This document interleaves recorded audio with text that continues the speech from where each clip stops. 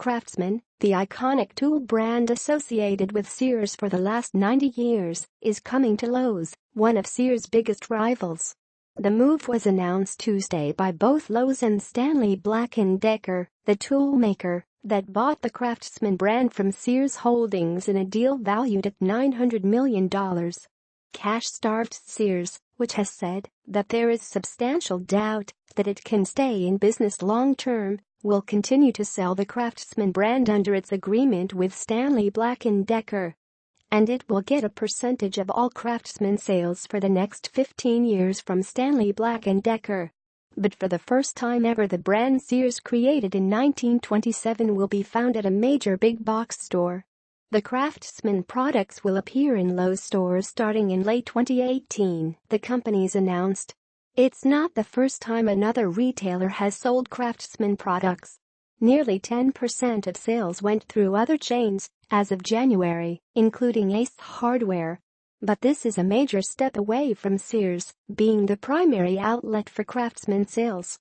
The competition from Lowe's will only add to the growing difficulty Sears will have attracting customers into its shrinking number of stores.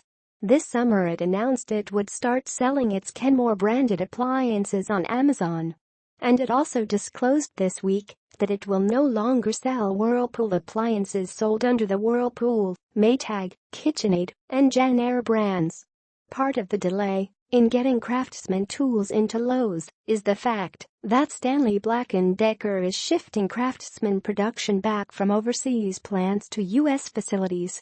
It has announced plans for a new U.S. factory to build Craftsman products at our location yet to be announced.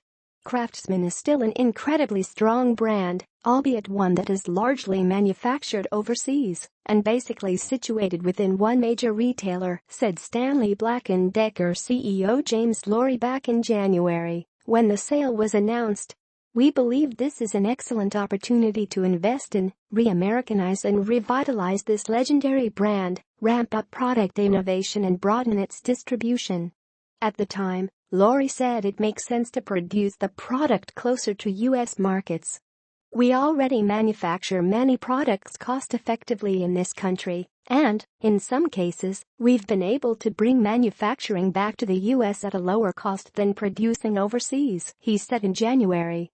And while he didn't mention President Trump by name, he did say that given the possibility of border taxes in the future, the reality is that it's going to be advisable to have more manufacturing in the U.S.